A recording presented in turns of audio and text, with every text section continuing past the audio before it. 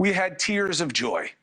Brittney Griner, the two-time Olympic gold medalist, pro basketball star, released from a Russian prison. For a while, it seemed like it may not happen. She'd been there since last February, wrongfully detained on a minor drug infraction at a Moscow airport. No one knew when she would be released, including her, as she expressed in a pained letter to President Biden this summer.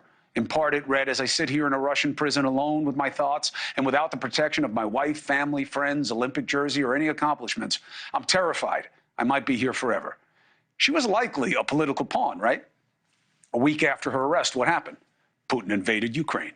Relations between Russia and the U.S. spiraled down. Now today she's free. Now, shouldn't this have been a slam dunk celebration? Aren't we all about no American gets left behind? The release of Brittney Griner has become another left-right battle. And I'll be honest, I was surprised.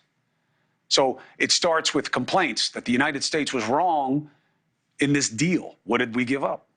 A known Russian murderous arms dealer, known as the Merchant of Death, in fact. That's what we gave in exchange for Griner.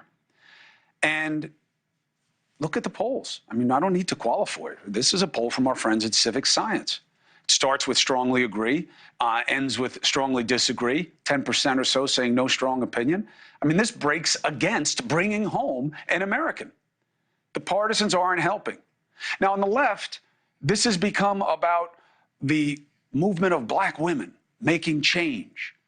Now, I don't question the validity of the cause of improving realities for women of color, certainly here in America. But was that what this was about? Part of the controversy is that Griner was brought home before at least two white guys who were sitting in the same situation and have sympathetic cases. So was it about race? And on the right, on top of that angle about the deal, they then started that, oh, and we got the wrong person. What about Paul Whelan?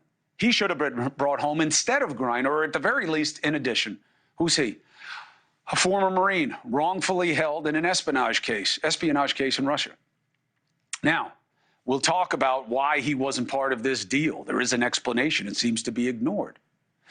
Then the right did something else, started advancing this silly notion that Putin released Griner to mock what America has become, that they gave us back a black, gay, tatted woman because that makes fun of America. Is that what Putin mocks? Or is that what the right in this country mocks? How did something so good become anything but that? Hey, thank you for watching. Please go to newsnationnow.com, newsnationnow.com, and you can find NewsNation on your television provider. And don't forget to click the red subscribe button down below.